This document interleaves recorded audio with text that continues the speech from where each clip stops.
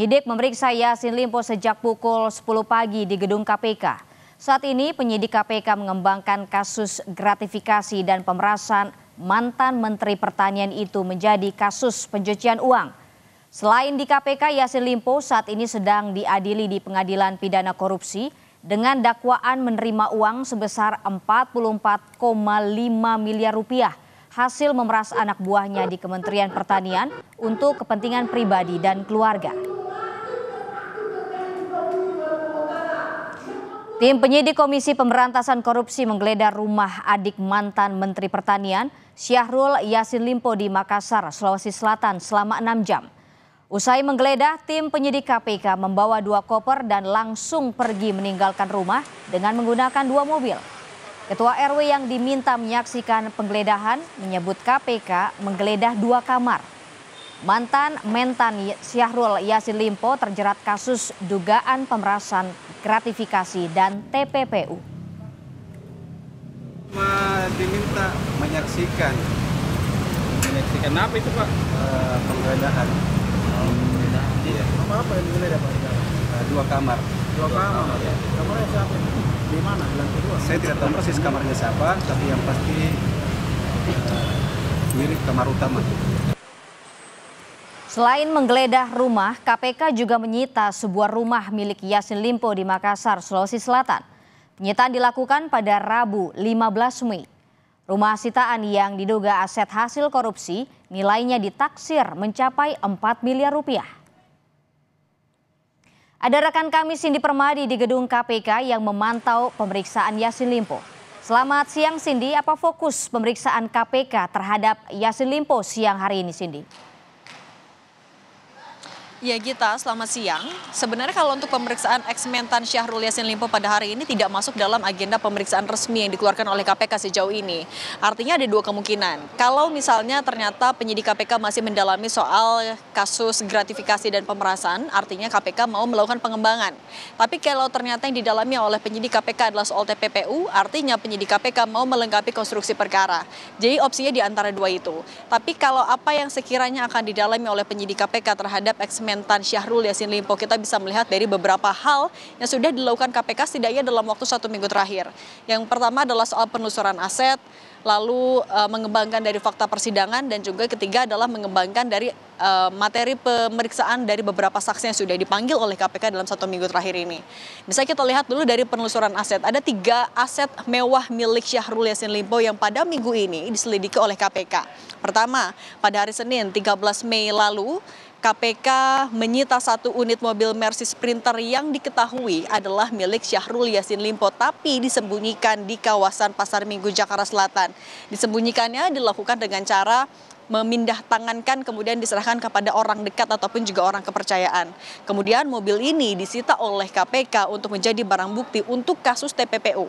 Nah yang kedua, pada hari Rabu 15 Mei 2024, KPK juga menyita 1 rumah mewah milik SYL di Kelurahan Pandang, Kecamatan Panakukang, Makassar. Uang ini diketahui bisa dibeli oleh SYL dari uang yang didapatkan dari tersangka lain, terdakwa lain, yaitu adalah Muhammad Hatta. Muhammad Hatta adalah mantan direktur alat dan mesin pertanian. Ia juga adalah salah satu orang kepercayaan dari SYL. Ditaksir uang rumah mewah ini harganya sekitar 4,5 miliar rupiah dan masih dalam proses pembangunan. Rumah ini juga disewa, tapi untuk pemulihan aset negara. Kemudian yang ketiga, pada hari Kamis kemarin tanggal 16 Mei 2024, KPK juga melakukan penggeledahan rumah adik dari Syahrul Yassin Limpo yang ada di Makassar, yaitu adalah rumah dari Andi Tenri Angka Yassin Limpo. Ada 2 kamar yang digeledah, kemudian juga informasinya sebuah mobil yang terparkir di garasi, dan setelah keluar ada 2 koper yang dibawa oleh KPK. Nah, artinya melihat dari apa yang dilakukan oleh KPK dalam 1 pekan terakhir ini, KPK mau melakukan aset recovery dan juga pendalaman TPPU. Jadi memang ada 2 fokus. Nah kemudian kalau kita melihat dari fakta persidangan yang juga kemungkinan bisa jadi dikonfirmasi kepada Syahrul Yassin Limpo pada hari ini adalah berdasarkan pernyataan dari Ex-Ditjen Tanaman Pangan Kementan Bambang Pamuji yang waktu itu pada persidangan menyebutkan kalau Kementan pernah mengirimkan uang sebesar 20 juta rupiah untuk kepentingan dari keluarga SYL, yaitu adalah untuk cucu SYL. Yang permintaan ini disampaikan oleh ajudan SYL. Kemudian yang kedua adalah soal adanya aliran dana yang diduga menuju ke Partai Nasdem. Ini disampaikan oleh Kepala Bagian Umum Dirjen Perkebunan Kementan, Sukim Supandi. Ia bilang diperintah oleh Ex-Sekjen Kementan menyerahkan uang 850 juta rupiah. Ia memang bilang tidak tahu keperluannya untuk apa, tapi ia bilang ada kwitansi berlogo Partai Nasdem. Nah, kemudian yang ketiga, kalau kita juga melihat dari pemeriksaan saksi yang sudah dilakukan oleh KPK dalam sepekan terakhir.